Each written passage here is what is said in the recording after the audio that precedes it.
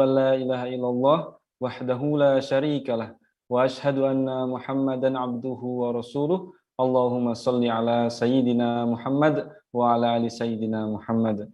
Qala rabbi shrah li sadri wa yassir li amri wahlul 'uqdatam min lisani yafqahu qawli. Baik, alhamdulillah, Bang Aka yang dirahmati Allah, peserta kajian hijrah bersama Was malam hari ini berjumpa kembali dengan saya Alvin Firdaus. Masya Allah. Alhamdulillah, setelah mungkin sepekan ya tidak bersamanya Bang Aka ya Bunda, malam hari ini insya Allah akan kembali memandu untuk kita bisa sama-sama belajar. Baik, untuk yang pertama, mari kita sama-sama awali majelis kita dengan lafaz ta'awuz dan bismillah. A'udzubillahi minasyaitonirrajim. Bismillahirrahmanirrahim. Dan kemudian kita lanjutkan dengan doa thalabul ilmi, Rabbi zidni ilman warzuqni fahman. Baik, Abang Aka ya Bunda, ini peserta yang sudah masuk kurang lebih sudah 1000 ya. Ini di TikTok juga kita live, di YouTube kita live. Jadi ahlan wa sahlan bagi Abang Aka yang baru bergabung. Ini kira-kira dari mana aja coba di chat di kolom komentar. Yang sudah bergabung dari mana aja. Supaya kita tahu, ini dari Bandar Lampung, Pontianak, Masya Allah, Lubuk Linggau, Bandung, Batam, Makassar, Masya Allah, Gresik.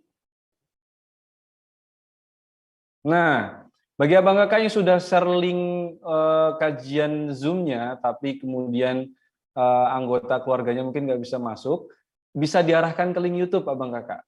Arahkan ke link YouTube, insya Allah kualitas streamingnya sama.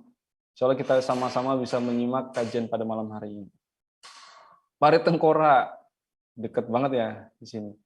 Baik, tadi saya ada kendala teknis, kita berganti studio. Insya Allah kita ini studio baru, studio dadakan ya. Mudah-mudahan nanti kita punya studio yang paten, yang permanen, insya Allah. Doain Abang Kakak ya Bunda. Baik, insya Allah tema pada malam hari ini adalah tema yang mungkin ini sangat ditunggu-tunggu ya, bagaimana kita bisa mencari hikmah dalam setiap kejadian dalam kehidupan kita, khususnya ketika kita sedang mengalami musibah. Nah, terkadang kita itu selalu musibah itu atau kejadian yang tidak mengenakan dalam kehidupan itu pasti selalu menyertai kehidupannya manusia. Itu sebuah keniscayaan. Ada yang bisa melewatinya dengan penuh kesabaran, bahkan itu menjadi momentum dirinya menjadi orang yang lebih baik, menjadi orang yang lebih bersyukur, orang yang lebih punya banyak karya. Tapi tidak sedikit juga orang yang kemudian mengalami musibah juga justru menjadi momentum terpuruknya kehidupan. Yang tersisa hanya kekecewaan, sakit, dan lain sebagainya. Meratap dan lain sebagainya. Dan insya Allah malam hari ini kita akan mencari jawabannya bersama Tuan Guru, bagaimana kiat supaya kita bisa mencari hikmah dalam setiap musibah yang hari ini kita hadapi. Baik, langsung saja kita sapa Tuan Guru. Assalamualaikum, Tuan Guru. Waalaikumsalam warahmatullahi wabarakatuh. Masya Allah. Sehat, Ustaz? Alhamdulillah, Bang Alvin, sehat. Dipin. Baik, Masya Allah, tabarakallah. Baik, Abang Kakak ya Bunda, pastikan open kameranya, supaya kita juga bisa tahu ini yang sedang ngaji ini makhluk hidup atau makhluk apa ya gitu ya. Insya Allah pada malam hari ini kita sama-sama belajar dengan Tuan Guru, siapkan catatan, siapkan pulpen, karena ilmu itu ibarat hewan buruan dan pena itu adalah ikatannya. Insya Allah malam hari ini kita akan sama-sama bersama Tuan Guru belajar kurang lebih 1 jam. Pastikan Abang Kakak mencatat dan niatkan bahwa hari ini belajar adalah dalam rangka untuk menghilangkan kebodohan diri dan niatkan juga kita bisa mengajarkan kepada orang lain. Baik, langsung saja kepada Tuan Guru. Waktu dan tempat saya persilahkan. Bismillahirrahmanirrahim. Assalamualaikum warahmatullahi wabarakatuh. Alhamdulillah, wassalatu wassalamu ala rasulillah Sayyidina wa maulana Muhammad ibni Abdullah wa ala alihi wa sahbihi wa man tabi'ahu wa mawalah. Bapak, Ibu, Abang, Kakak, Adik semua yang ikut dalam program Hijrah bersama Ustadz Abdul Somad, bil khusus Bang Alvin Firdaus. Mudah-mudahan senantiasa diberikan Allah Subhanahu wa taala kesehatan, kekuatan iman dan Islam sehingga kita bisa bersama dalam kebaikan, istiqomah dalam amal soleh. Tema yang kita bahas malam ini adalah hikmah di balik musibah. A'udzubillahi minasyaitonirrajim. Dalam surat At-Taubah ayat 51. Qul, katakanlah ya Muhammad sallallahu alaihi wasallam. Kalau ayat itu diturunkan untuk Nabi Muhammad sallallahu alaihi wasallam, juga untuk umat Nabi Muhammad sallallahu alaihi wasallam. Bacalah Al-Qur'an itu seakan-akan dia diturunkan kepada kita. Qul, katakanlah wahai Abdul Somad, kalau saya yang membacanya. Qul, katakanlah wahai Bang Alvin Firdaus, ketika Al-Qur'an itu dibaca oleh seorang bernama Alvin Firdaus. Qul, katakanlah, lan yusibana illa ma kataballahu lana.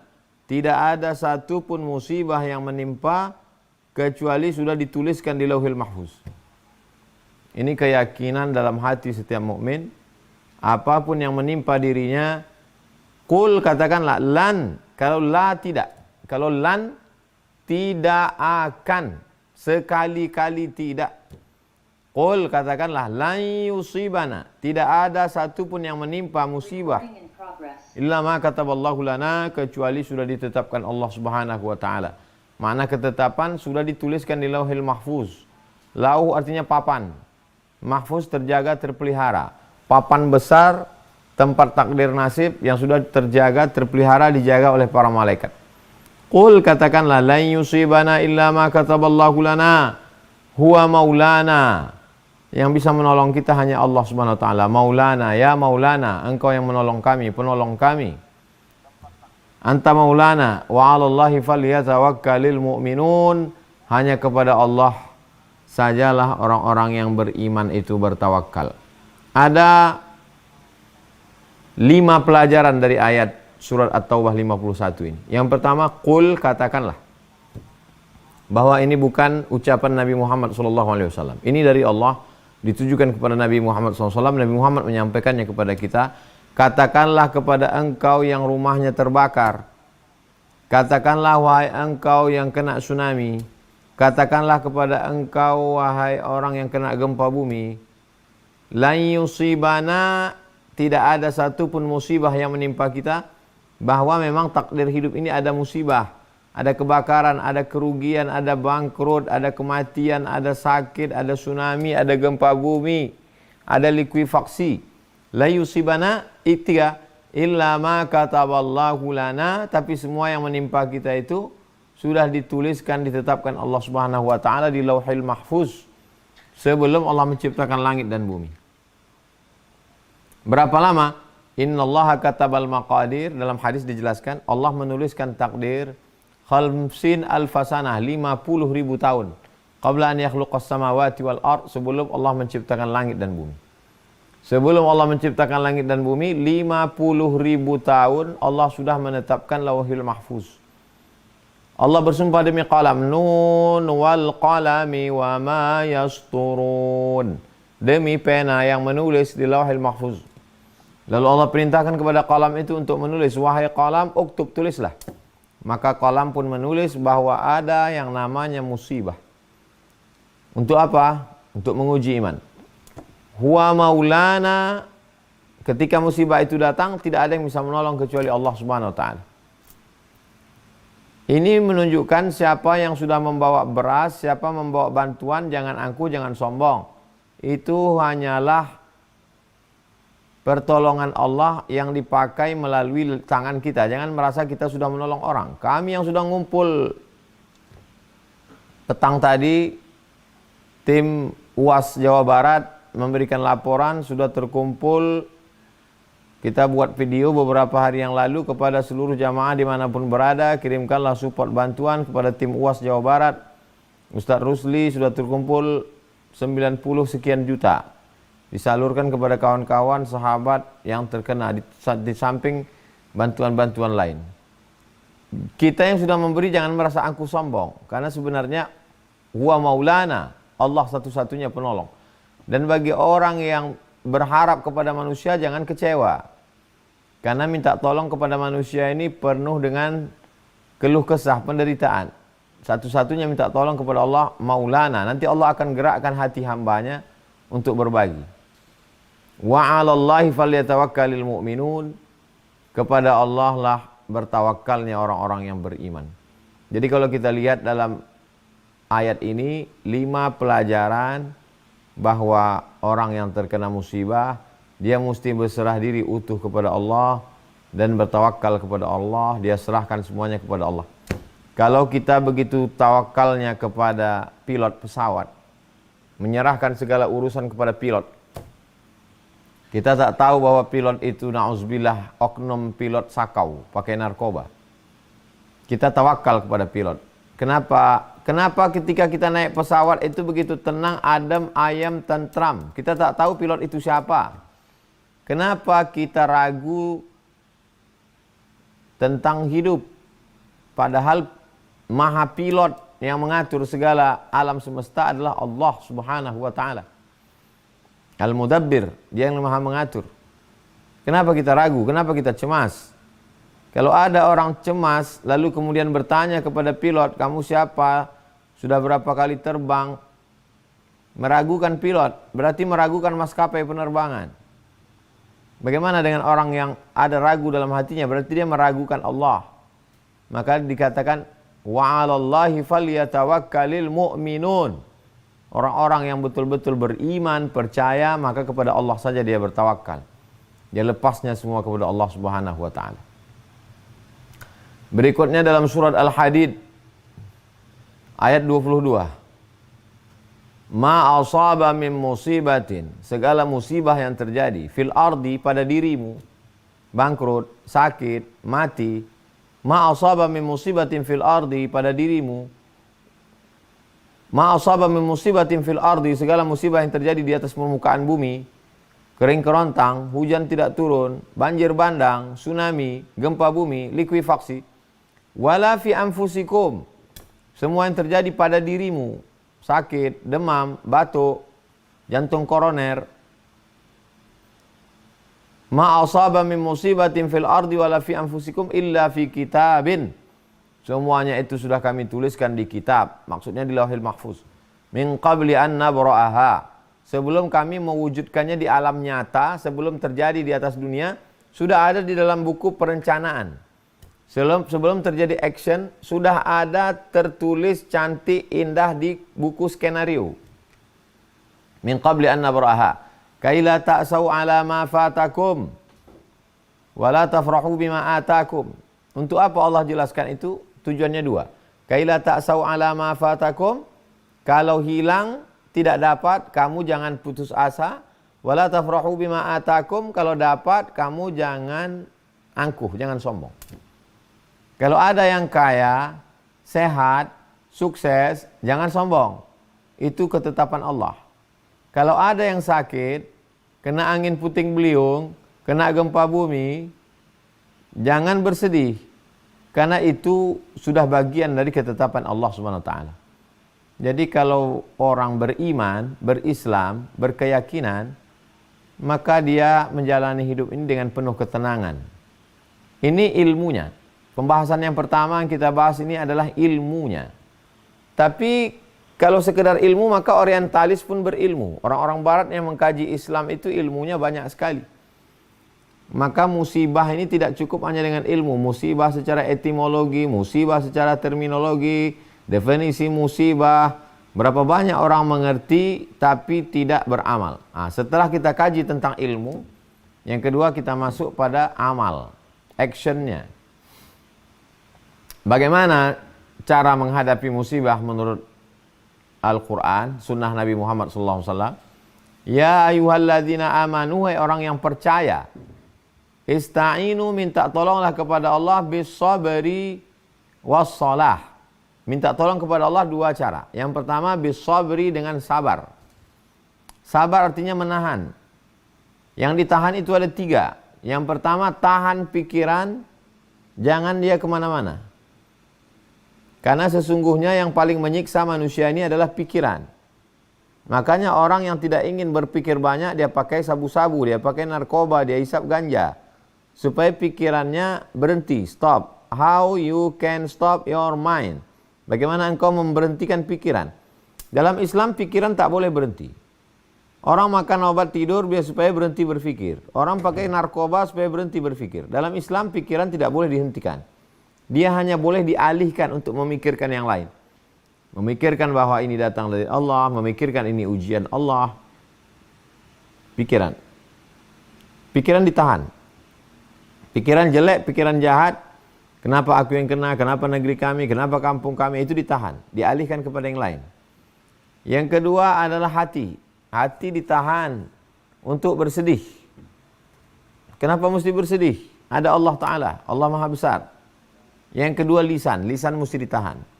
Lisan tidak boleh sumpah serapah. Kenapa aku sudah sholat, kampung kami sudah meramaikan masjid, kenapa kami, ya Allah? Kenapa bukan kota besar? Kenapa bukan Amerika? Kenapa bukan Eropa? Kenapa bukan? Tahan. Tahan pikiran, tahan mulut, tahan hati. Air mata tidak bisa ditahan. Makanya ketika anak Nabi SAW namanya Ibrahim dari Maria Al-Qibtiyah meninggal umur 18 bulan, air mata Nabi meleleh. Sahabat bertanya, "Ama tarda ya Rasulullah, apakah engkau tidak ridha menerima takdir ini ya Rasulullah?" Kata Nabi SAW, "Aku ridha.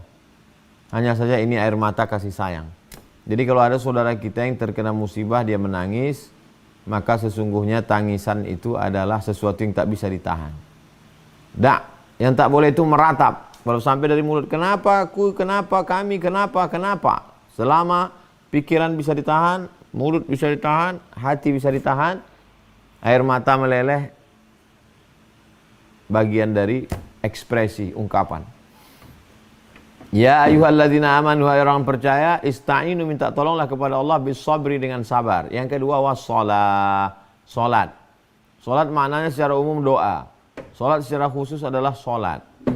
Jadi walaupun sedang menghadapi kesulitan tetap salat, jangan sampai tinggal. Kita paham mungkin sajadahnya hilang, mungkin bajunya hilang. Secukupnya, la yukallifullahu nafsan illa wus'aha. Allah tidak membebani hambanya lebih daripada kemampuannya. Salat di atas terpal, salat di atas rumput sah. Ujian ini berat, angkat tangan, Allahu Akbar. Allahu Akbar kabira, Engkau maha besar. Walhamdulillahi katsira, segala puji, semua puja-puji milikmu. Wa subhanallahi bukratan wa asila, segala puji bagimu. Maha suci Engkau pagi, petang, siang dan malam. Wajjahtu wajhiya, aku hadapkan wajahku lilladzi fataras samawati, kepada Engkau yang menciptakan langit dan bumi. Hanifan, aku condong kepada kebenaran. Musliman, aku berserah diri kepada Engkau, aku tak punya daya, aku tak punya upaya. Wa ma ana minal musyrikin, aku tidak mengharapkan manusia, aku tidak mempersekutukan Engkau dengan apapun. Inna salati, salatku, wa nusuki, ibadahku, wa mahyaya wa mamati, hidupku matiku lillahi rabbil alamin, la syarika lahu, tiada tempat meminta, tiada tempat minta ampun, tiada tempat mohon kecuali Engkau ya Allah. Wa bidzalika umirtu, aku diperintahkan Allah untuk melakukan itu. Wa ana minal muslimin, aku termasuk orang muslim yang berserah diri kepada Allah Subhanahu wa taala. Betul-betul dinikmati salat itu ketika sujud, subhana rabbiyal a'la, maha suci Engkau yang maha tinggi, segala sesuatu ada yang Engkau inginkan. Jadi yang pertama adalah menahan, tahan kepala, hati, pikiran, tahan lisan. Yang kedua adalah salat. Makna salat memang salat subuh, zuhur, asar, maghrib, isya, duha, tahajud, witir, qabliyah, ba'diyah. Yang ketiga salat artinya doa. Banyak-banyak berdoa kepada Allah Subhanahu wa taala. Ada orang yang tidak berdoa, hanya bertasbih saja, tapi sesungguhnya di dalam tasbihnya itu juga adalah doa. Makanya ketika Nabi Yunus ditelan oleh ikan, dia hanya bertasbih, la ilaha illa anta subhanaka inni kuntu minaz zalimin. La ilaha illa anta subhanaka inni kuntu minaz zalimin. La ilaha illa anta subhanaka inni kuntu minaz zalimin. Fi dhulumat, dalam 3 kegelapan. Gelapnya laut, gelapnya perut ikan, gelapnya tengah malam. Dilepaskan Allah Subhanahu wa taala dari ujian itu. Begitu juga kalau kita baca Nabi Ibrahim alaihissalam diuji dengan berbagai macam ujian, meminta kepada Allah.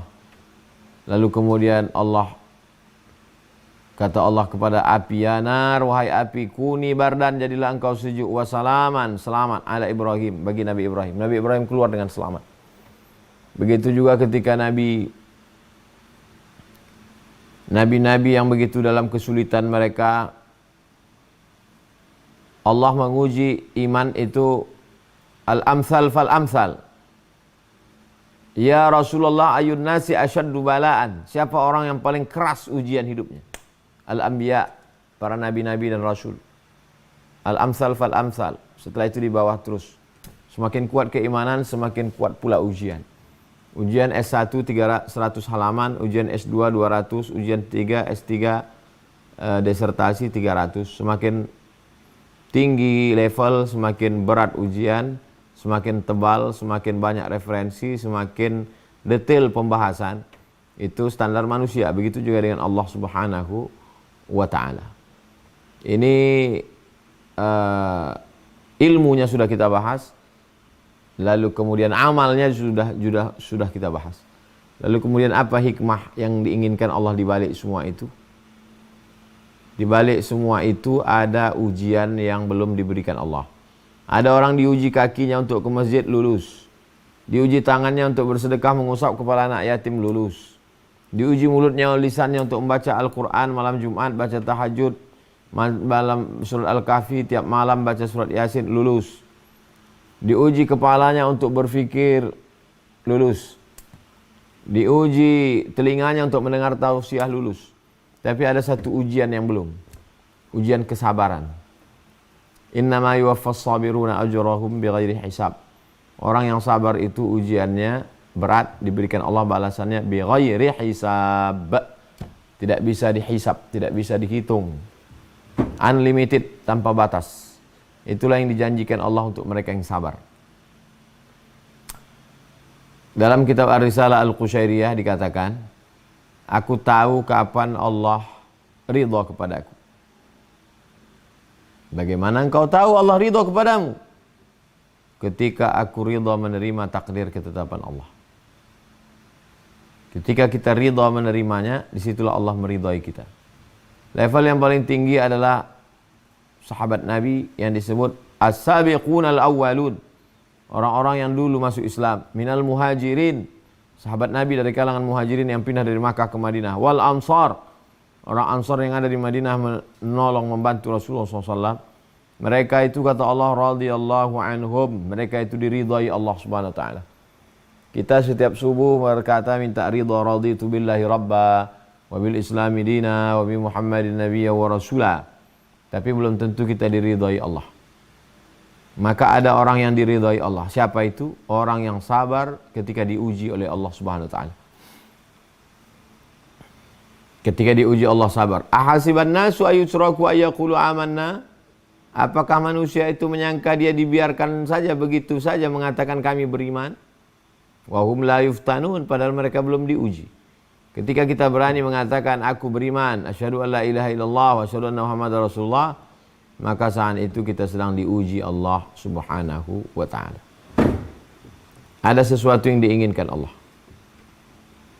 Kita disuruh bersedekah karena mau diinginkan balasannya. Mathalul ladzina yunfiquna amwalahum fi sabilillah kamathali habbah. Orang yang bersedekah seperti menanam satu biji, ambatat sab'a sanabil, tumbuh 7 cabang.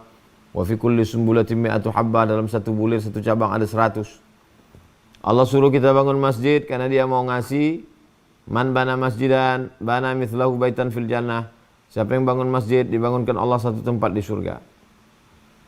Ada perintah namanya haji, wal hajjul mabrur laisa lahu jazaa illal jannah. Haji yang mabrur tak ada balasannya kecuali surga. Tapi orang yang sabar tidak disebutkan Allah balasannya. Apa tujuannya? Innama yuwaffas sabiruna ajrahum bighairi hisab. Orang yang sabar itu balasannya bighairi hisab, tidak bisa dihitung. Adatul ibadiyas salihin, aku sediakan untuk hamba-hambaku yang sabar itu. Mala ayunun ra'at, sesuatu yang belum pernah dilihat mata. Wala udhunun sami'at, belum pernah didengar telinga. Wala khatara ala qalbi bashar, belum pernah terlintas di hati manusia, belum pernah terlintas terbetik di pikiran. Itulah balasan yang diberikan Allah Subhanahu wa taala. Tapi di samping semua itu, musibah juga menjadi perenungan tadabbur. Karena ada ayat lain mengatakan wattaqu fitnatan la tusibanna alladziina zalamu minkum khassah. Takutlah kamu ketika azab itu datang dia tidak menimpa orang yang zalim pelaku dosa saja. Jadi kalau ada orang mengatakan yang mabuk saya, yang berzina saya, yang minum khamar saya, yang pakai sabu saya, apa urusan kamu? Rumah-rumah saya, uang-uang saya. Memang betul, uang-uang kamu, dosa-dosa kamu, yang mabuk kamu, di rumah kamu. Tapi kalau azab Allah itu datang, saya kena juga. Karena ayatnya umum. Wattaqu, takutlah kamu fitnatan, azab, la tusibanna allazina zalamu minkum khassah. Kalau dia datang, dia tidak menimpa yang jahat saja. Tsunami itu kalau datang, dia tidak melihat rumah yang pecandu narkoba, pakai ganja, yang mabuk, yang sakau, yang zina, LGBT, tidak. Semuanya rata. Lalu bagaimana di hadapan Allah SWT? Yang pelaku dosa belum sempat bertobat, mati su'ul khatimah. Orang yang pelaku amal soleh sempat bertobat, maka dia, kalau dia kena penyakit wabah, al-mabtunu syahid, tenggelam juga syahid, tertimpa reruntuhan juga syahid. Dengan syarat dia orang baik, berniat baik, mencari nafkah, terkena, maka sesungguhnya ada balasan yang disiapkan Allah Subhanahu wa taala. Di samping musibah ini ada hikmah-hikmah, tapi ada juga satu peringatan. La ta'murunna bil ma'ruf, ajak orang buat baik, wala tanhauna 'anil munkar, larang orang buat munkar. La yushikanna ayyab'atsallahu 'alaikum 'iqaban. Dikhawatirkan Allah menurunkan hukuman. Tsumma tad'unahu, lalu kamu angkat tangan minta kepada Allah. Fala yustajabu lakum, doa kamu tak dikabulkan. Doa tidak dikabulkan karena tidak melakukan amar ma'ruf nahi mungkar. Ada orang yang buat maksiat, diam. Ada orang yang berzina, diam. Ada orang yang makan riba, diam. As-sakitu 'anil haq syaitan akhras, kata Imam Abu Ali Ad-Daqqaq yang dikutip oleh Imam An-Nawawi. Orang yang tidak melakukan amar ma'ruf nahi mungkar, maka sesungguhnya dia dikhawatirkan ketika azab itu turun, summa tad'unahu, lalu kamu berdoa, fala yustajabu lakum, doa kamu tak dikabulkan Allah Subhanahu wa taala. Kuntum khaira ummah. Kuntum khaira ummah, kamu umat yang paling baik. Ta'muruna bil ma'ruf, ajak orang berbuat baik, wala tanhauna 'anil munkar, larang orang berbuat munkar. Kalau tidak kita lakukan nahi munkar ini, la yushikanna ayyab'atsallahu 'alaikum iqaban. Dikhawatirkan Allah mengirimkan hukuman. Ketika hukuman itu datang, summa tad'unahu, lalu kamu angkat tangan berdoa, ya Rab, angkat. Fala yustajabu lakum, doa kamu tak dikabulkan Allah Subhanahu wa taala. Jadi ini memang introspeksi diri juga buat kita bersama. Adapun kawan-kawan, sahabat jamaah dimanapun berada, ini kesempatan. Wallahu fi aunil abdi maka al abdu fi auni akhihi. Allah akan menolong saudaranya selama saudaranya itu mau menolong saudaranya. Jadi kita tolong saudara kita yang ada terkena musibah, bil khusus yang ada di Cianjur, dimanapun berada, supaya kita support sesuai kemampuan kita, pilih lembaga yang amanah. La yukallifullahu nafsan illa wus'aha, Allah tidak membebani lebih dari kemampuan kita masing-masing. Man yassara an mu'sirin, siapa yang memudahkan urusan saudaranya, yassarallahu anhu yaumal qiyamah, dimudahkan Allah pula urusannya pada hari kiamat. Saudara kita yang masih belum dapat tempat tinggal, makanannya, pakaiannya, ini menjadi tanggung jawab kita semua. Tanggung jawab sebagai umat, tanggung jawab sebagai bangsa Indonesia. Mudah-mudahan bangsa kita bisa melewati ini semua insya Allah. Lebih kurang 30 menit saya sampaikan materi. Selanjutnya saya kembalikan ke Bang Alvin. Terima kasih. Wassalamualaikum warahmatullahi wabarakatuh. Masuk saya. Waalaikumsalam warahmatullahi wabarakatuh. Masya Allah, tabarakallah.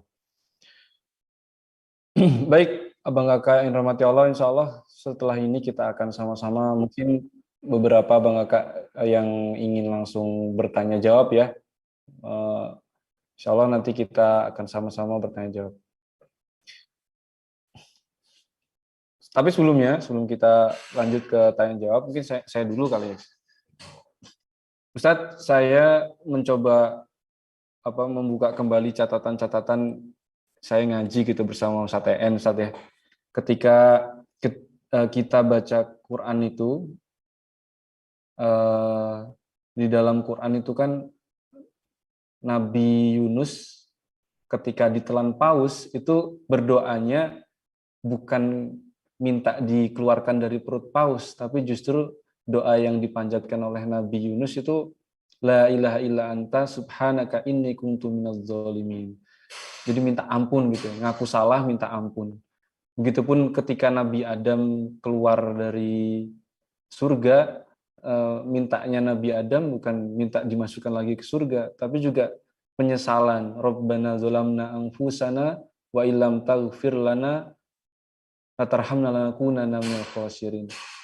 Nah, ini mungkin menjadi benchmark kita Ustaz ya ketika kita berdoa, karena terkadang kita tuh ketika mengalami kesedihan, mengalami musibah, kita tuh terlalu fokus dengan musibahnya. Jarang sekali kita minta ampun. Kita terlalu fokus, misal kita mengalami terlilit hutang, kita mintanya sama Allah, ya Allah hutangnya banyak banget, lunaskan hutang kami ya Allah, lunaskan hutang saya ya Allah. Nah itu mungkin menurut Ustadz, apakah memang rumus Quran begitulah, bahwa kita harus merendahkan diri terlebih dahulu, baru meminta apa yang kita minta, atau seperti apa Ustaz? Mohon arahannya Ustaz. Baik Bang Alvin, ada kalanya doa itu khusus spesifik. Sebagaimana doa Nabi Ibrahim alaihissalam, Rabbi habli minas salihin, berikan aku anak yang soleh. Sebagaimana doa Nabi Zakaria, Rabbi habli min ladunka dzurriyyatan thayyibah, berikan aku keturunan yang baik-baik.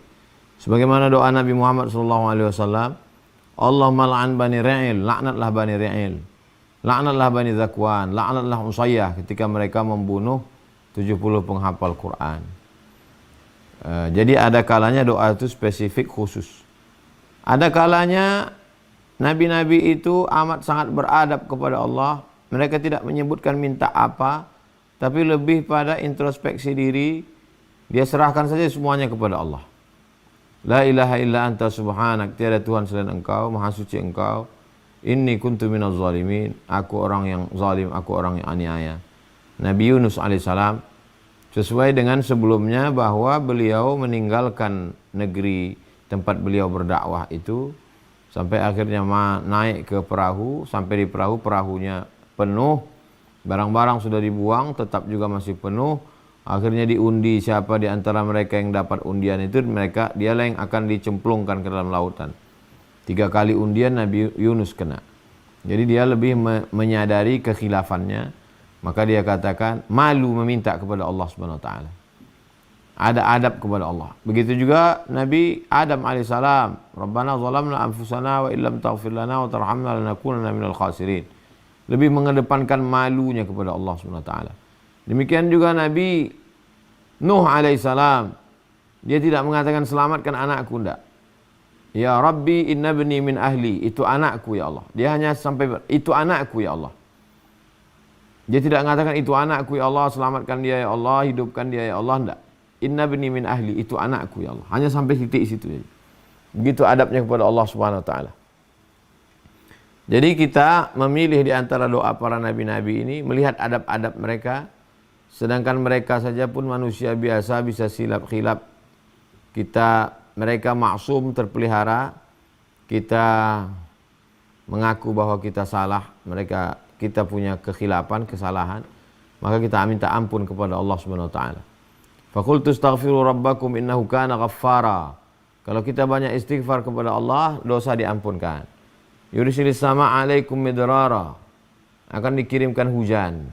Wa yumdidkum bi amwalin, diberikan Allah harta. Wa banin, diberikan Allah Subhanahu wa taala anak-anak. Wa yaj'al lakum jannatin, Allah berikan taman-taman, tanam-tanaman surga. Wa yaj'al lakum anhara, Allah berikan sungai-sungai mengalir air, rezeki yang tak putus. Keutamaan istighfar. Jadi banyak juga hamba-hamba Allah ini bukan dia tidak berdoa, tapi dia malu. Lalu dia lebih banyak istighfarnya, lebih banyak tasbihnya. Astaghfirullahalazim. Man lazimal istighfar, siapa yang melazimkan istighfar, ja'alallahu lahu min kulli dhiqin makhraja, segala kesempitannya diberikan Allah kelapangan. Wa min kulli hammin faraja, segala kesulitannya diberikan Allah kemudahan. Wa razaqahu min haitsu la yahtasib, diberi Allah rezeki dari jalan yang tidak disangka-sangka. Jadi kalau ada di antara saudara kita yang malu berdoa, dia hanya beristighfar, bertasbih, baca Quran, bagus. Tapi kalau ada yang menyebut secara spesifik, tolonglah hutang saya, tolonglah rumah saya, tolonglah anak saya, tidak juga salah. Karena semua dilakukan oleh para nabi. Jadi dalam mengkaji kita pakai metode tematik. Tentukan satu tema, berdoa, mengadu kepada Allah. Semua jalan itu dilakukan oleh para nabi, orang-orang soleh. Demikian Bang Alvin. Di Quran surat keempat ayat 79 Ustaz, ma asabaka min hasanatin faminallah wa ma asabaka min sayyi'atin famin nafsik. Kebaikan atau apapun yang kamu peroleh itu datangnya dari Allah. Sedangkan keburukan atau bencana apapun yang menimpamu itu disebabkan oleh kesalahan diri kita sendiri. Ustadz menganggap ini atau menerjemahkan ayat ini seperti apa, Ustaz? Kalau kita membaca Al-Quran, maka bacalah tafsirnya. Karena kita dengan segala kelemahan kita mengaku bahwa Al-Quran itu diturunkan kepada Nabi Muhammad SAW. Tafsir bil ma'sur ada 4. Al-Quran dijelaskan oleh Al-Quran. Al-Quran dijelaskan oleh Nabi. Al-Quran dijelaskan oleh sahabat. Al-Quran dijelaskan oleh tabi'in. Ma asabaka min hasanatin faminallah. Sesuatu yang engkau dapatkan dari kebaikan, engkau berhasil, engkau sukses, engkau kaya, itu dari Allah SWT. Wa ma asabaka min sayyi'atin famin nafsik. Kalau engkau tertimpa sesuatu yang tidak baik, itu dari dirimu sendiri. Kenapa disebutkan dari diri sendiri? Karena pada hakikatnya Allah Ta'ala berikan yang terbaik. Lalu kemudian terjadi pada kita, itu disebabkan dari kekeliruan kita, kesalahan kita. Maka dikatakan wattaqu fitnatan la tusibanna alladzina zalamu minkum khassah. Takutlah kamu kepada azab yang dia tidak menimpa hanya orang yang jahat saja. Yang baik pun kena juga sebagai efek sebab akibat. Lalu kemudian zalika bi anna Allah lam yakum mughayyiran ni'matan ala zalika bi anna Allah lam yakum mughayyiran ni'matan an'amaha ala qaumin hatta yughayyiru ma bi anfusihim. Sebetulnya Allah sudah menakdirkan kita hari ini, dia kasih kita 1 kilo beras. Ada jatah kita 1 kilo. Lalu kemudian karena perbuatan kita tidak jadi itu dia berikan. Karena hukuman. Itu yang dimaksud dengan ma asabaka min hasanatin faminallah. Seandainya kau dapat 1 kilo, itu datangnya dari Allah. Karena memang itu sudah jatahmu. Tidak jadi dapat, lalu kau kelaparan, famin nafsik. Itu dari dirimu sendiri. Maksudnya, Allah tidak jadi memberikan itu karena perbuatan maksiat yang kau lakukan. Kalau sudah maksiat dilakukan, hujan tertahan, tanam-tanaman tidak tumbuh. Kalau sudah merata merajalela perbuatan zina dan riba, maka hujan tertahan. Kalau sudah hujan tertahan, tanam-tanaman tidak tumbuh. Kalau tanam-tanaman tidak tumbuh, orang tidak makan. Kalau sudah tidak makan, maka tak ada kehidupan. Yang sebetulnya nikmat itu ada. Kenapa nikmat itu berubah menjadi azab? Gara-gara perbuatan manusia. Jadi ada sifatnya yang kita ada pilihan. Tapi ada yang tidak ada pilihan. Pada sesuatu yang tak ada pilihan, kita berhusnuzon kepada Allah, ini takdir. Dan di balik takdir itu ada hikmah. Tapi ada yang disebut dengan sebab akibat. Kalau kita tidurnya tidak sesuai jam, terlambat, tidak beribadah, lalu kemudian ditambah perbuatan maksiat, otomatis etos kerjanya berkurang, masuk tempat kerja ngantuk, tidak bersemangat, sehingga pendapatan down. Nah, itu famin nafsik, karena dirimu sendiri. Nah, jadi mesti dipahami dengan baik. Ada kalanya memang ini musibah takdir dari Allah SWT. Kita tak ada pilihan. Tapi ada kalanya dia adalah akibat dari perbuatan. Demikian Bang Alvin. Allah. Baik, insya Allah kita akan pilih beberapa jamaah yang akan bertanya langsung kepada Tuan Guru. Tapi sebelumnya saya izin untuk lower hand dulu. Turunkan tangan semuanya. Nah, yang paling cepat angkat tangan nanti saya pilih. Silakan di chat di kolom chat ya Bang Agat supaya saya juga bisa ikut filter pertanyaan-pertanyaannya. Pastikan pertanyaannya berhubungan dengan tema kita pada malam hari ini. Jadi saya pilih ya beberapa. Insya Allah langsung saya pilih Ikhwan dulu. Banyak sekali pertanyaannya. Oke, saya ambil dari kolom komentar dulu. Assalamualaikum Ustadz, izin bertanya, amalan apa kita sebagai anak untuk bisa menghapus dosa-dosa orang tua yang sudah meninggal dan berbakti kepada orang tua yang sudah meninggal dari kita masih bayi? Itu Ustadz. Amalan yang tetap mengalir untuk orang tua, yang pertama tidak ada ikhtilaf adalah doa. Dalilnya idza matal insan dalam sahih Muslim. Idza matal insan, kalau manusia mati, inqata'a amaluhu, putus amalnya, illa min salasin, kecuali tiga, shadaqatin jariyah, sedekah, atau ilmin yuntafa'u bihi, ilmu manfaat, aw waladin salihin yad'ulah, anak yang saleh yang mendoakan. Maka doakanlah orang tua, ya Allah ampunkan silapnya, ampunkan salahnya, ampunkan dosanya, ampunkan salah saya kepadanya. Ampunkan silap saya karena tak sempat berbakti kepadanya. Jadi yang pertama adalah doa. Yang kedua, membacakan Al-Quran.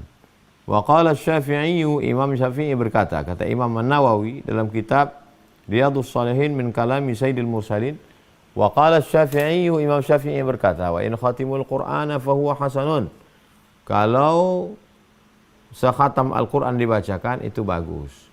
Jadi paling bagus dibacakan sekhatam Al-Quran, hadiahkan untuk almarhum dari Al-Fatihah sampai ke An-Nas. Dicicil mungkin satu hari satu juz atau setengah juz atau satu lembar. Nanti dibuat acara khatam, hadiahkan untuk almarhum. Yang ketiga, berdasarkan hadis dari Sa'ad, ayu shadaqatu afdal, apa sedekah yang paling afdal? Kata Nabi, saqiyul ma, memberi air minum. Buatkanlah sumur bor, buatkanlah 2-3 sak semen, batu bata, kerikil, pembebasan tanah, hadiahkan untuk almarhum almarhumah. Lalu kemudian hari raya kurban, berkurbanlah untuk almarhum. Karena Nabi waktu menyembelih itu mengatakan hadza an Muhammad wa ali Muhammad. Ini kusembelih untuk Muhammad SAW dan untuk keluarga Muhammad. Kemudian kambing yang kedua kata Nabi hadza an Muhammad wa ummati Muhammad. Ini kusembelih untuk Muhammad SAW dan untuk umat Nabi Muhammad sallallahu alaihi wasallam. Kemudian yang sampai lagi kepada almarhum, tasbih, tahmid, takbir, tahlil. La ilaha illallah, la ilaha illallah. Subhanallah walhamdulillah wa la ilaha illallah wallahu akbar. Itu pun juga sampai. Berdasarkan dalil, ketika Nabi mencabut pelepah korma, fasaqqahu nisfain, dia belah jadi dua, dia tusukkan. Sahabat bertanya, kenapa kau lakukan? La'allallaha an yukhaffifa 'adzabahu ma lam yaibasa. Semoga Allah meringankan azabnya selama pelepah korma belum kering. Pelepah korma yang basah bertasbih. Karena semua makhluk Allah bertasbih. Maka tasbihnya sampai. Kata Imam An-Nawawi dalam kitab Al-Majmu' Al-Minhaj Syarah Sahih Muslim Ibn Al-Hajjaj. Kalau tasbih pelepah korma saja sampai, apalagi tasbih, tahmid, tahlil, takbir, bacaan orang beriman. Itu diantara beberapa yang bisa kita lakukan untuk orang tua yang sudah meninggal dunia. Begitu Bang Alvin. Baik, paling minimal 3 itu Ustaz ya, ilmu yang bermanfaat, doa anak soleh, dan sodakoh jariyah Ustaz ya. Baik, saya ambil dari kolom chat lagi, ini pertanyaannya menarik juga. Izin Ustadz, saya mau bertanya, saat ini saya merasa banyak sekali ujian dalam hidup. Apakah ini hukuman karena dulu semasa muda saya banyak melakukan perbuatan maksiat, dan bagaimana cara bertobat yang benar kepada Allah?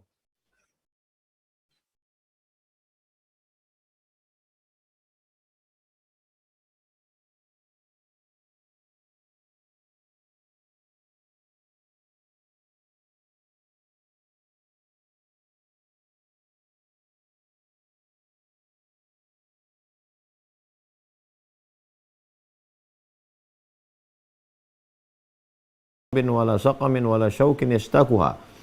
Sakit, gundah gulana, kesulitan, duri menusuk kaki, illa kafarallahu anhu biha sayyi'atu. Itu cara Allah untuk menghapuskan dosa. Yang kedua, ada kalanya Allah Subhanahu wa taala ingin menaikkan derajat saya. Karena mungkin amal yang paling berat balasannya adalah sabar. Amal orang ini sholatnya nggak ngangkat, nggak naik. Maka dikasih dia ujian supaya dia sabar. Yang ketiga, boleh jadi nama saya sudah tertulis di dalam daftar penghuni surga Jannatul Firdaus, tapi amalnya kurang. Maka diberikan Allah Subhanahu wa taala ujian untuk mencukupi amal tersebut. Di antara tiga kemungkinan ini, mana yang paling memungkinkan? Maka ana inda husni zanni abdi bi, aku menurut prasangka hambaku kepadaku. Saya berprasangka bahwa dosa saya banyak. Saya menyangka buruk terhadap diri, menyangka baik kepada Allah. Jangan dibalik, sangka baik terhadap diri, sangka buruk pada Allah. Saya bersangka buruk terhadap diri saya banyak dosa. Saya bersangka baik pada Allah, Allah ingin menghapus dari dosa saya. Saya bersangka baik bahwa saya belum cukup amal untuk masuk surga Allah, maka diuji Allah, kalau saya sabar, saya masuk. Jadi kita tak dapat memastikan. Andai kita berkeyakinan ini menghapus dosa kita, bagaimana cara taubatnya? Ma min muslimin, ada seorang muslim yudhnibu dzamban, dia silap, dia buat dosa, tsumma yatatahhar, dia mandi, bersuci, tsumma yusalli rak'ataini, salat sunat taubat 2 rakaat, illa ghafar, tsumma yastaghfirullah, setelah itu minta ampun kepada Allah, illa ghafarallahu lah, maka Allah akan mengampunkan dosanya. Lalu kemudian setelah kita taubat nasuha, syaratnya ada 3. Pertama, an-nadamu fil qalbi, menyesal dalam hati. Yang kedua, al-iqraru bil lisani, dinyasakan dengan lidah, astaghfirullahalazim. Yang ketiga, al-itmaru alla ya'uda ilaihi abadan, tekad yang kuat untuk tidak kembali kepada dosa itu untuk selamanya. Kalau itu kita lakukan, maka insya Allah Allah akan memberikan segala kebaikan-kebaikan buat kita. Demikian Bang Alvin. Baik. Insyaallah masih beberapa menit lagi menuju tutup kajian. Saya coba ambil yang open cam. Yang open cam ini. Yang open cam dan angkat tangan. Oh, Mbak Duwina nih. Oke, Mbak Duwina duluan. Silakan open mic-nya Mbak Duwina. Sampaikan pertanyaan dengan jelas, singkat ya. Iya. Masya Allah, tabarakallah, jazakallah khair, Bang Alvin. Assalamualaikum Ustadz. Dan terima kasih atas paparannya yang sudah disampaikan. Izin bertanya Ustadz, saya punya sahabat yang ternyata sahabat saya ini sepertinya lagi dalam kondisi futur, di mana ketika saya ajak untuk sholat beribadah, beliau nggak mau menolaknya gitu, dengan alasan katanya lagi merasa berjarak sama Allah, dan saya sebenarnya sedih dengan kondisinya sahabat saya seperti itu. Terus dengan Ustadz tadi memaparkan kalau misalnya kita diam saja itu juga bisa berdampak kepada diri kita, di mana doa kita juga tidak terkabulkan dan bahkan bisa membawa musibah kepada kita.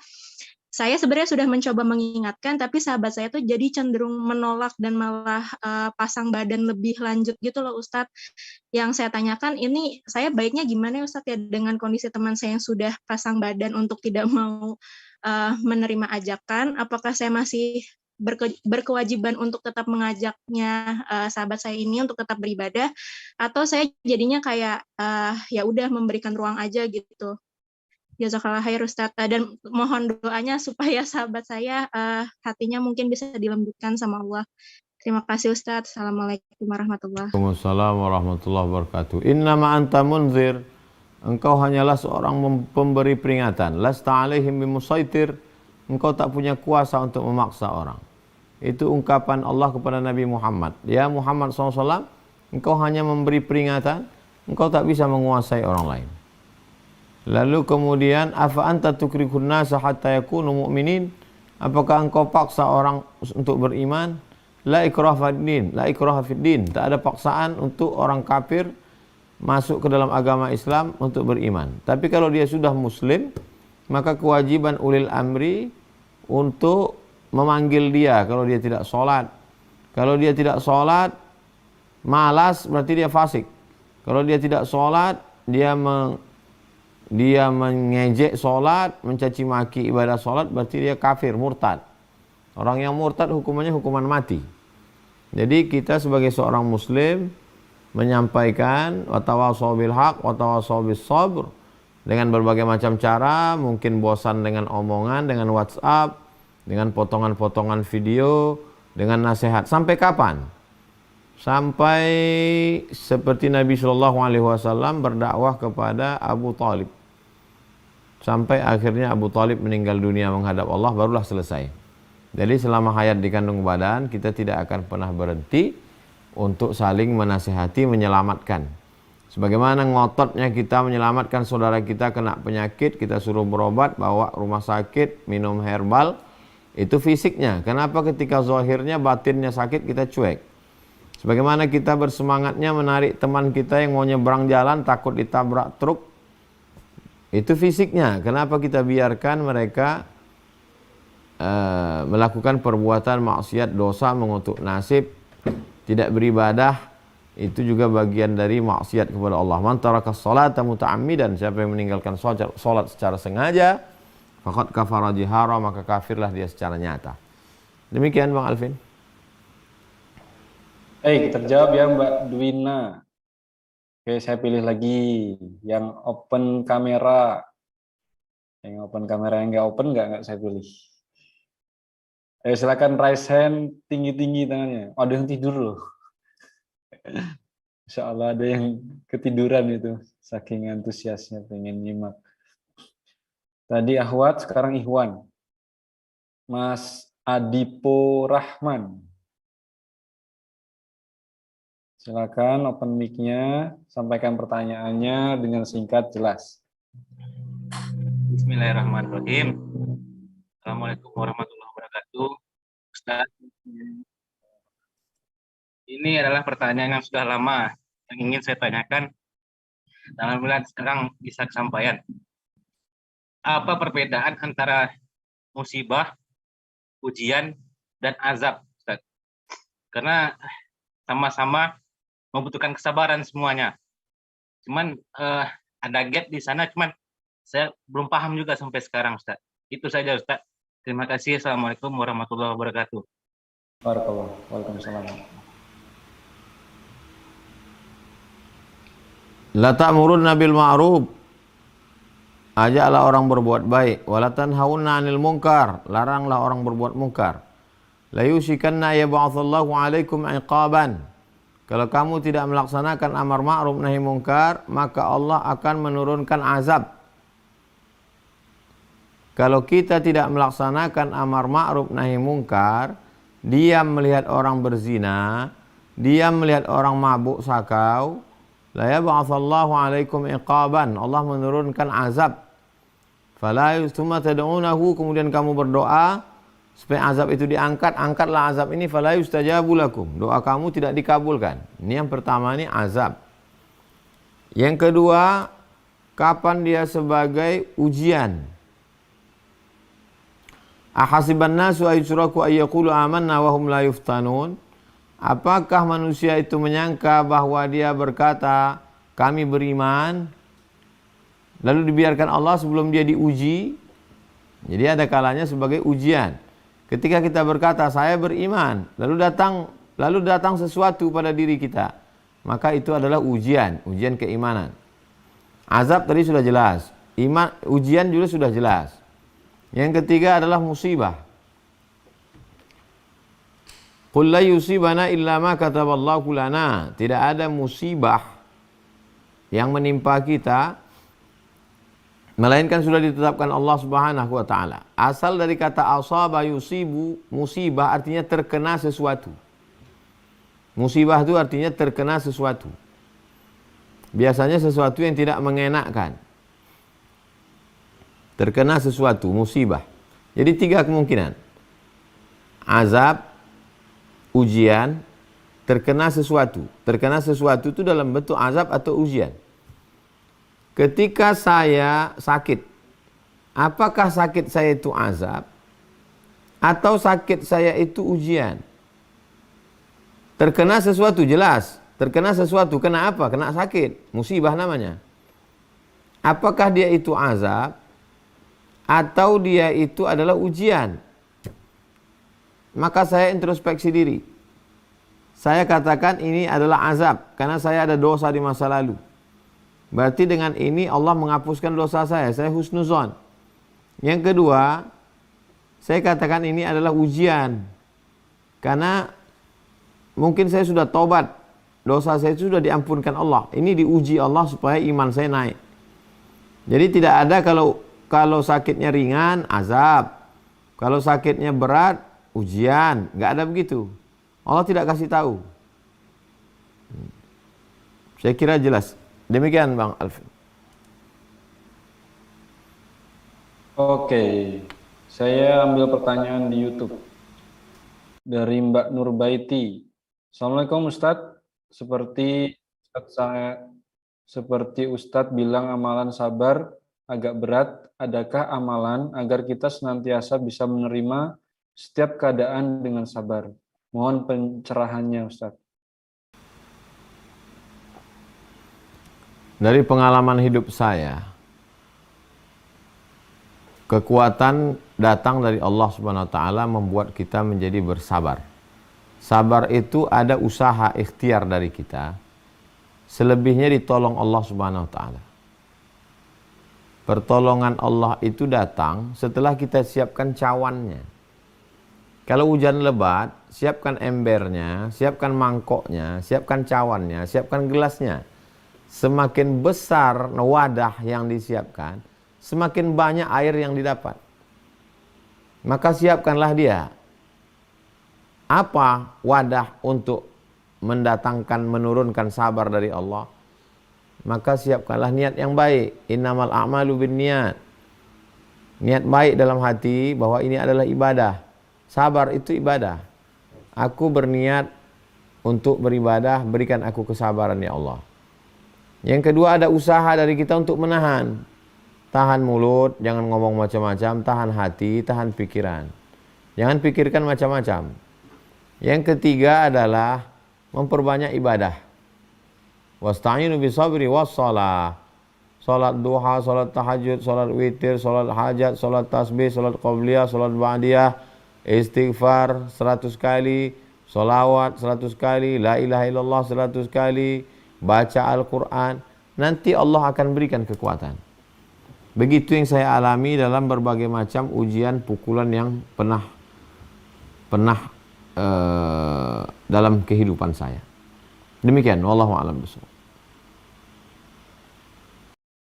Oke, back to Zoom. Saya ambil dari Zoom lagi.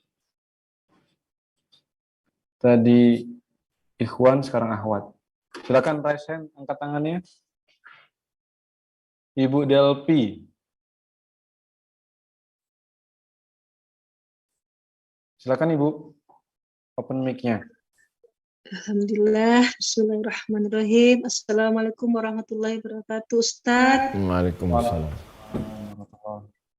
Maaf Ustadz, sebelumnya saya pernah bermimpi bertemu sama Ustadz di masjid di Pekanbaru. Saya dari Padang tapi merantau di Jawa Timur di kota Kediri. Ustadz belum pernah.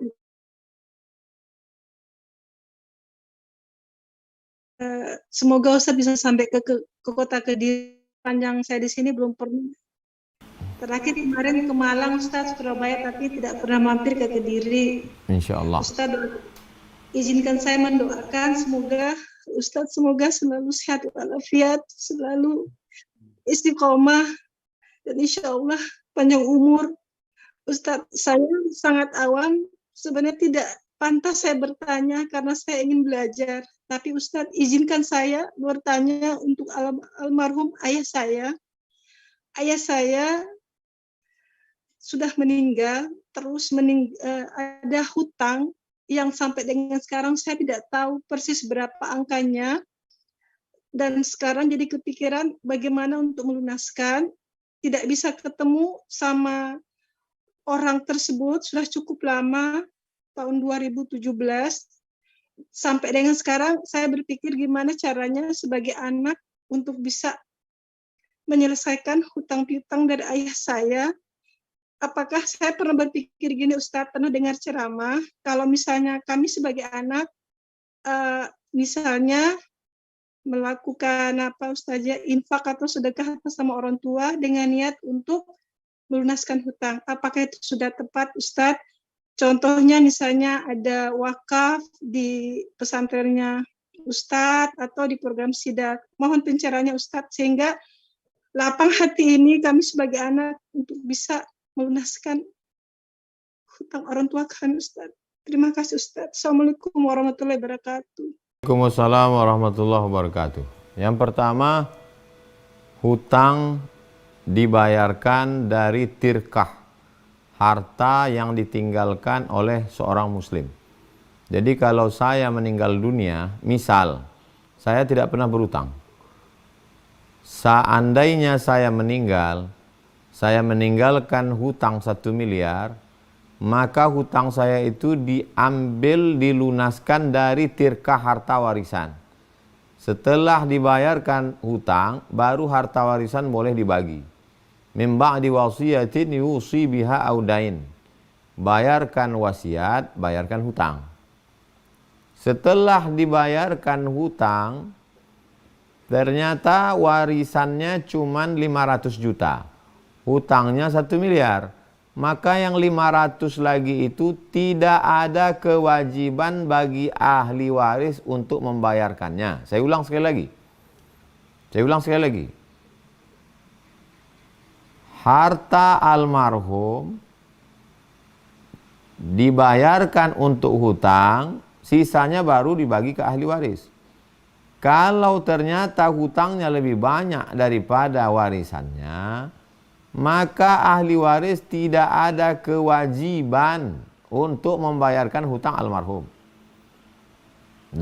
Yang kedua, seandainya anak-anak atau istri atau ahli waris ingin membayarkan, maka itu bukan kewajiban. Itu terhitung tatawu, sumbangan, sukarela. Kalau ada anak mau membayarkan hutang bapaknya, seorang istri mau membayarkan hutang suaminya, itu bukan kewajiban, itu sukarela saja. 3. Carilah orang yang dulu hartanya dipinjam, maka bayarkan. Kalau orangnya tidak ada, cari ahli warisnya. Kalau sudah tidak bertemu, maka dihitung berapa dan tahun berapa dinilai dengan emas. Utangnya 100.000, tahun berapa? Tahun 80. 100.000 itu tahun 80 berapa gram emas? 1 gram. Maka tahun 2022, 100.000 1 gram emas berarti sekarang 1 juta. Jadi yang diikut itu harga emas, karena itu yang stabil. Mata uang dinar zaman Nabi. Jadi bukan dibayarkan 100.000 sekarang, karena 100.000 sekarang dengan 100.000 tahun 80 tak sama.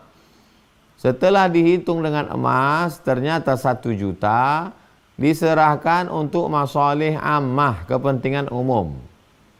Begitu cara membayarnya. Poin yang keempat, ada di antara anak-anak yang mau membayarkan, maka bayarkanlah. Kalau angkanya tidak diketahui, prediksinya sudah tidak diketahui, la yukallifullahu nafsan illa wus'aha. Terakhir yang kelima, kalau ada keluarga anak-anak ahli waris mau bersedekah, sedekahnya sampai. Dalilnya hadis riwayat Sa'ad. Ummi matat, semak saya meninggal, afa atasaddaqu anha, bolehkah saya bersedekah? Kata Nabi, tasaddaq, bersedekahlah. Ayu sadaqatu afdal, sedekah apa paling afdal? Kata Nabi, saqiyul ma', memberi air minum. Lalu Sa'ad segera bergegas menggali tanah untuk membuat sumur. Lalu diwakafkannya lah sumur itu. Itu sedekah. Nah, demikian. Baik. Kita lanjut lagi satu penanya berikutnya. Jadi Ahwat, sekarang Ihwan.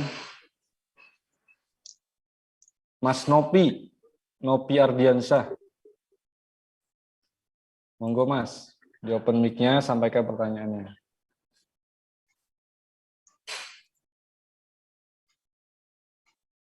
Assalamualaikum warahmatullahi wabarakatuh. Waalaikumsalam. Sedikit cerita Ustaz. Ini mertua saya ini, padahal sholatnya rajin, sudah umroh. Tetapi ketika melihat orang senang, ya merasa gelisah itu Ustaz. Saya sebagai mantunya itu gimana Ustaz? Terima kasih Ustaz. Assalamualaikum warahmatullahi wabarakatuh. Berapa umurnya?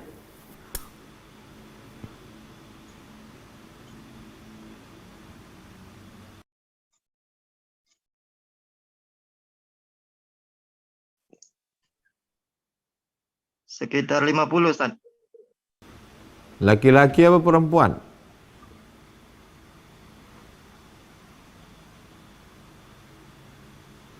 Perempuan, Ustaz. Baik.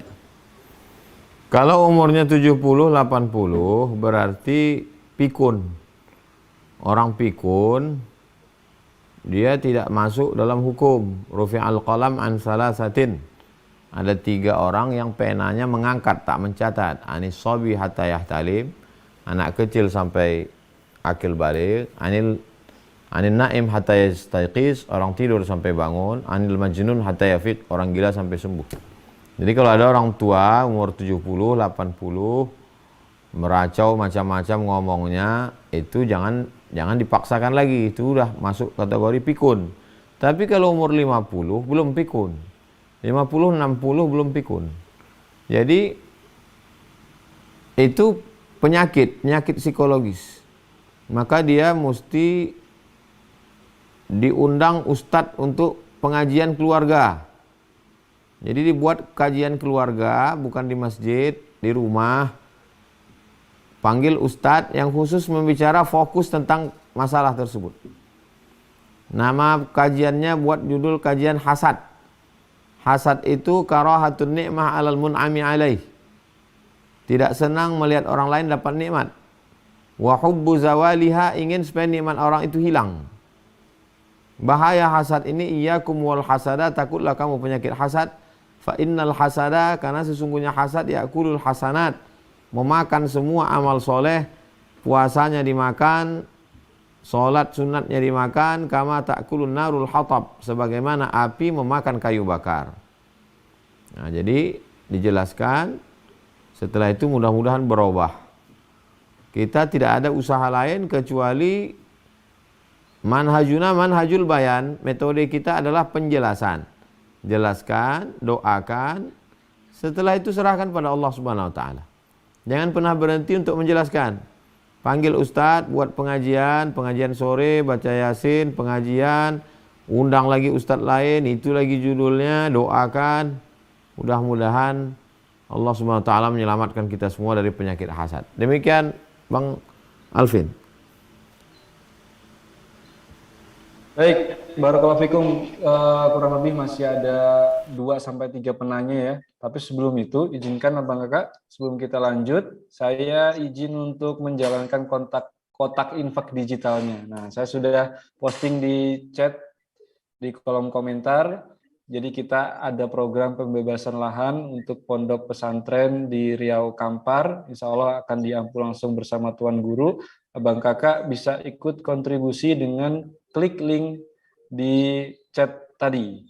Saya sudah posting di situ. Abang Andre bisa bantu posting di YouTube, Bang Andre. Di TikTok juga Abang Kakak bisa klik di link bio. Nah, silahkan klik di situ. Insya Allah itu akan digunakan untuk pembebasan lahan pondok pesantren di Riau Kampar. Baik, lanjut ya. Insya Allah saya pilih kembali pertanyaan berikutnya di Zoom lagi. Sekarang saya pilih Ahwat, Mbak Yuni Sustika. Silakan. Assalamualaikum warahmatullahi wabarakatuh. Akhwan izin bertanya Ustadz. Misal saya, Ustadz punya uang 100.000, itu sebaiknya saya infakkan di salah satu tempat atau saya bagi jadi 4, jadi per anu itu 25.000 gitu Ustadz. Itu yang lebih baik, yang afdal yang mana? Atau ke yayasan atau ke saudara yang lebih utama Ustadz? Jazakallah khair. As-sadaqatu 'alal fuqara sadaqah. Bersedekah kepada orang lain nilainya 1 sedekah. Wa sadaqatu 'alal qurba sadaqatun wasilah. Bersedekah kepada kerabat, keluarga dekat, itu nilainya 2. Pertama dapat pahala sedekah, yang kedua dapat pahala silaturahim. Andai ada tetangga kerabat, ada tetangga yang tidak kerabat. Wal jari dzil junubi wal jari dzil qurba wal jaril junubi. tetangga yang kerabat lebih dekat daripada tetangga yang tidak kerabat. Yang satu hanya tetangga saja, yang satu lagi tetangga tapi sepupu, maka dia lebih dekat. Jadi skala prioritasnya, kata Imam Sufyan Ats-Tsauri, 40 rumah ke depan, 40 rumah ke belakang, 40 rumah ke kanan, 40 rumah ke kiri. Itulah tetangga kita, jangan sampai ada yang tak makan. La yabitu syab'anan, tidak boleh orang beriman tidur dalam keadaan perut kenyang. Wajaruhu ila jambihi ja'i'un, tetangga dekat rumahnya kelaparan. Jadi skala prioritas keluarga, tetangga, 40 rumah ke depan, belakang, kanan, kiri. Di antara mereka yang membutuhkan ini, lihat keperluannya berapa. Oh, ini keperluannya 25.000, kasih dia 25. Duit ada 100.000. Ini ada 4 orang, 25, 25, 25. Nah, berdasarkan kebutuhan masing-masing. Adil itu bukan 25 semua. Adil itu berapa kebutuhan. Ini kebutuhannya 10, kasih 10. Ini kebutuhannya 30, ini 30. Nah, demikian. Wallahu a'lam bishawab. Wa iyyakum. Kalau urutan sedekah itu ada di Quran surat 215 Ustaz ya? Quran surat 2 ayat 215 yang kita sedekah ke orang tua dulu, terus ada berapa urutan, fakir, miskin, kemudian saya lupa. Baik, berikutnya insyaallah ini pertanyaan terakhir. Saya pilih Ikhwan atau Akhwat ya? Mbak Alifa, Ukhti Alifa.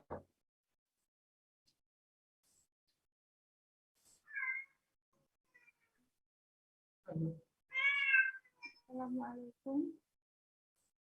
Waalaikumsalam warahmatullahi wabarakatuh. Saya mau bertanya, kemarin saya pas belanja ada ibu yang tanya soal waris. Kurang besar itunya suaranya, Mbak. Kemarin pas pulang belanja ada yang bertanya ibu-ibu soal waris.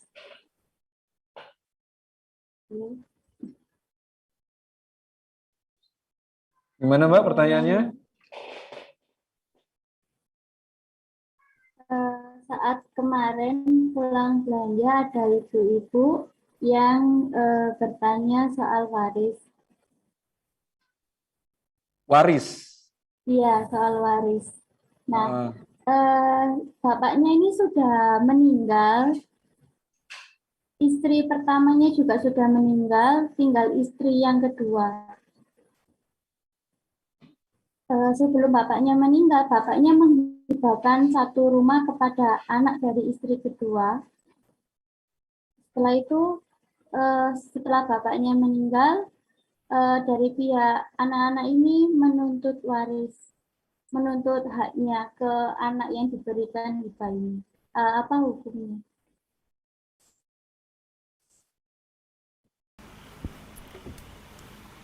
Hibah yang diberikan ketika masih hidup dalam keadaan sehat, maka hibahnya sah, tidak mempengaruhi warisan. Kalau si bapak semasa hidupnya menghibahkan rumah kepada si anak dari istri kedua, hibahnya dalam keadaan sehat, bukan saat sakit keras, maka hibah itu sah. Beda hibah dengan wasiat, wasiat diserahkan setelah meninggal. Sedangkan hibah langsung diserahkan dan berganti hak milik ketika masih hidup. Jadi ahli waris tidak bisa menuntut, karena itu adalah hibah dari almarhum. Demikian, wallahu a'lam bishawab.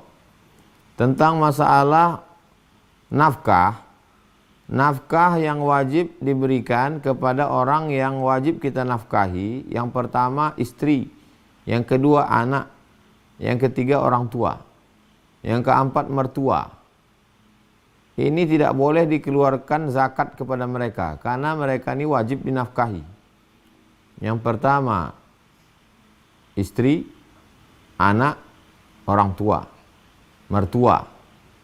Mereka ini wajib dinafkahi kalau dia tidak mampu. Orang tua, mertua wajib dinafkahi kalau tak mampu. anak istri wajib dinafkahi. Walaupun istri itu bekerja, aktivis, wanita karir, dia tetap diberi nafkah.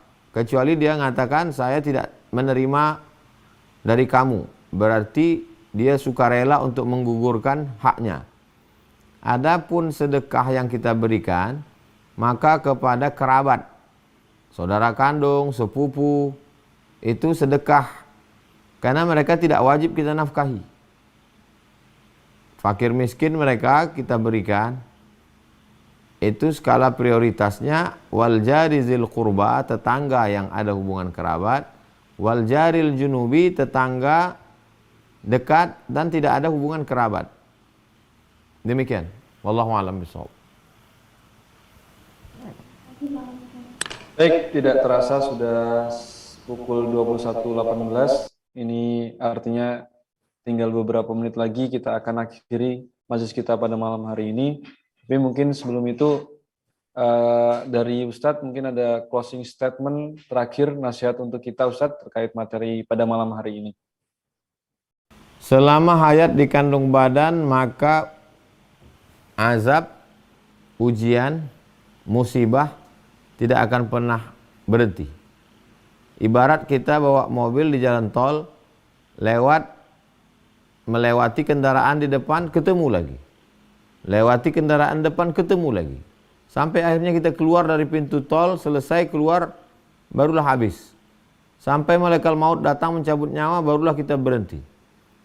Ada kalanya anak, istri, sakit, bangkrut, berbagai macam musibah datang.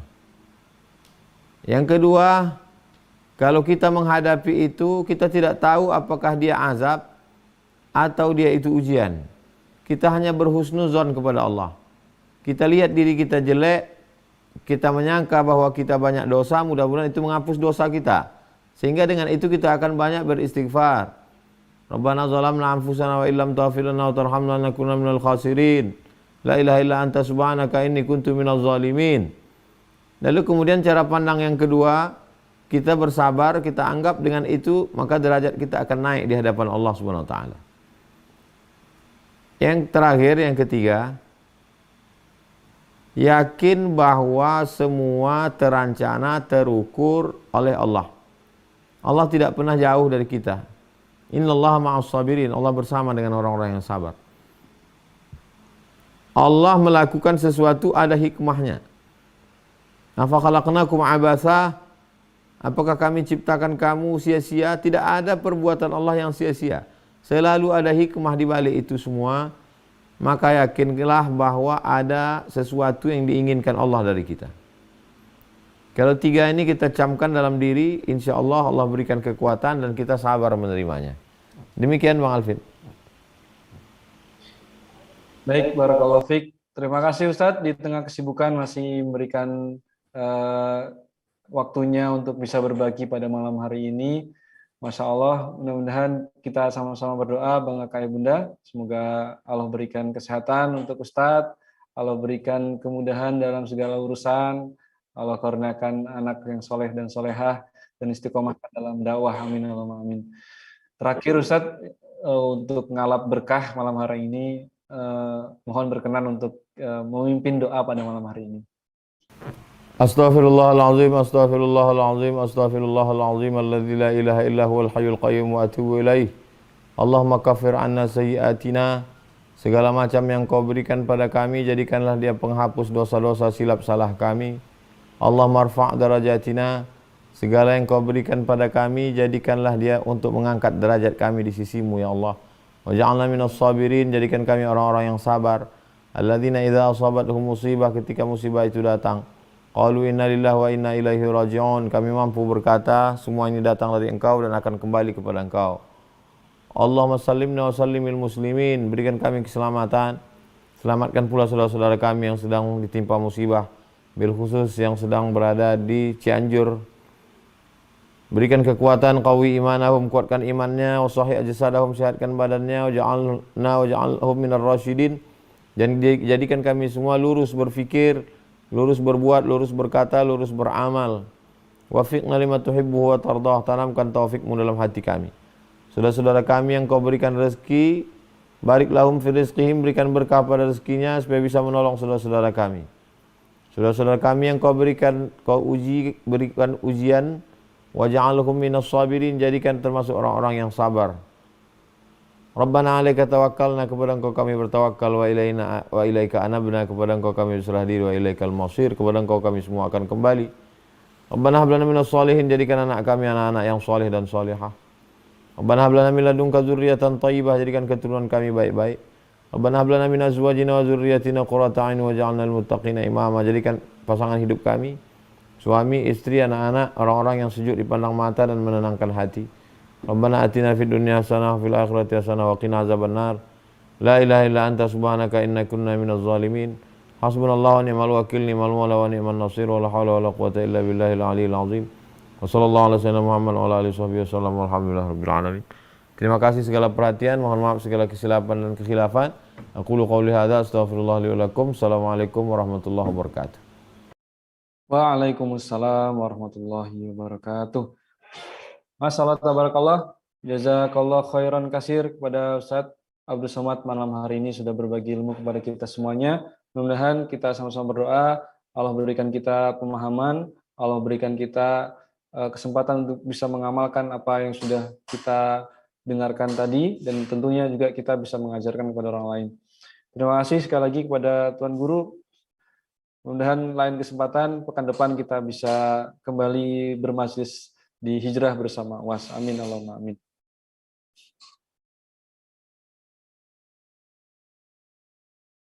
Saya Ustaz ada yang tanya seputar umroh gitu.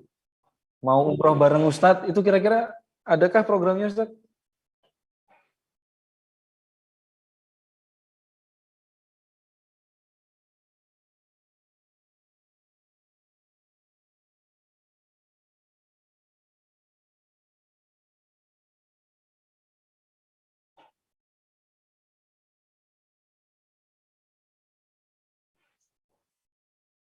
Nah, silakan.